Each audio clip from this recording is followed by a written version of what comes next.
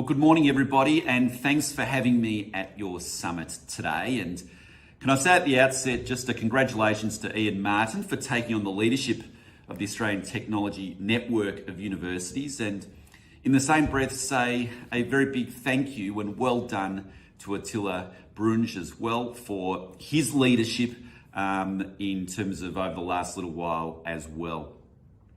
I'm a big fan of the Australian Technology Network of Universities, not just because 2 of the 5 are in my home city of Melbourne, or my home state of Victoria at least, but equally because I think you're amongst the most innovative of all of the universities in terms of what you do, and particularly your engagement with industry, which is so important and largely what I want to speak about today.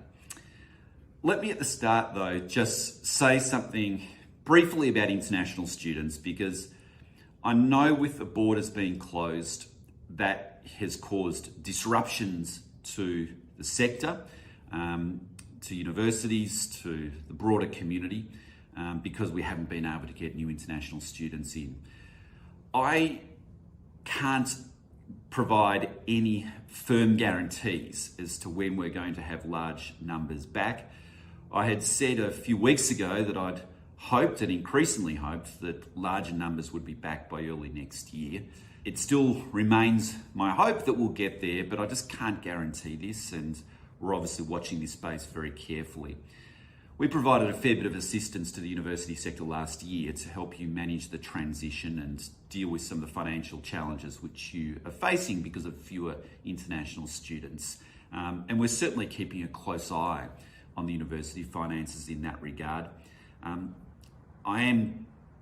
I have been looking at the numbers, and I've got to say that I'm quite pleased that the numbers aren't nearly as bad as what we perhaps thought that they would be at this stage, but we are keeping a close eye on it, and I just do want to acknowledge the situation that you're in. The main message that I wanted to give today though is around how our universities generally can collaborate and work more closely with industry, and I know that's a big focus of this conference. And generally the Australian Technology Network universities are very good at this. There's 2 ways that this can occur. I'll just briefly touch on the first, but I really want to focus on the second. The first being that it can occur through the courses that we provide and the interaction and the collaboration that you have with industry in terms of the design of the courses, the placements which you have, and the ongoing learning, so that when a person graduates from your universities, they are fully skilled up to be able to get jobs at the other end. I've certainly been influenced by my discussions with people like Attila and Ian and others who have been thinking deeply about this, and I plan on doing some more policy work in this space and working closely with you as to how we will do that. The main goal though of mine, my number one priority, and certainly one of the priorities for the government as a whole, is how we can get better research commercialisation. How we can take some of our world-leading primary research and move it down the scale and actually get greater commercial outcomes at the other end. Because when you look at the data, which I have pretty closely now, you can see that we punch above our weight in terms of research.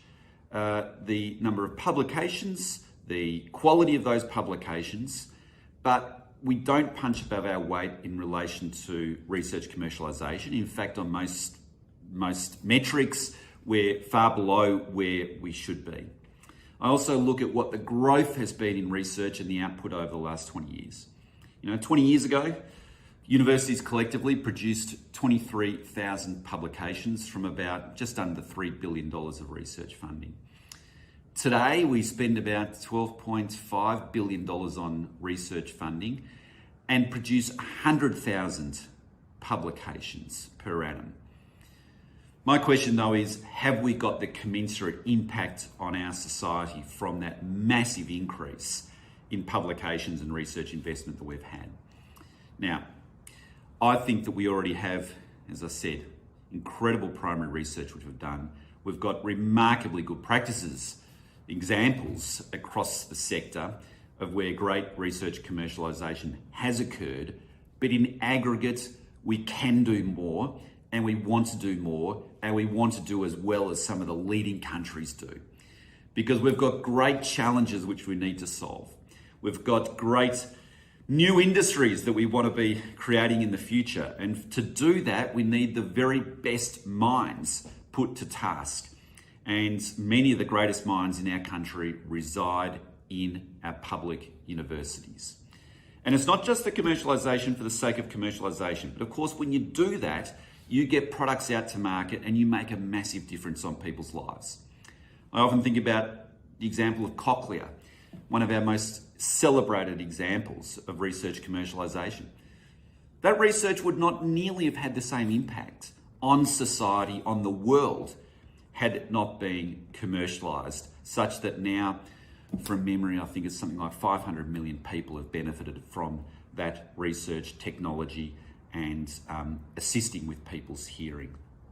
But equally, there's other social challenges which need to be made as well, which need to be addressed. And some of those social challenges, I think we could benefit from the university sector tackling them more. Now, many of those big social challenges do involve cross-disciplinary teams, and as one university vice-chancellor said to me, they don't necessarily involve getting published in the world's leading journals, but they're nevertheless critically important.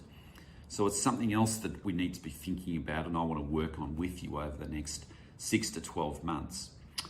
But when it comes down to it, this is certainly my number one agenda, is how we can get greater research commercialisation, how we can overcome the valley of death from the primary research to the full application.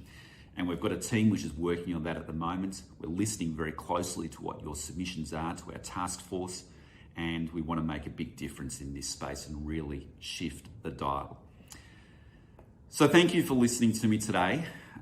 Thank you for all the work which you do in teaching students, in your engagement already with industry. Thank you for the research which you do, and to the university leaders there, thank you for your leadership. We've got a big task ahead of us, and I'm looking forward to working closely with you as we go about fulfilling it.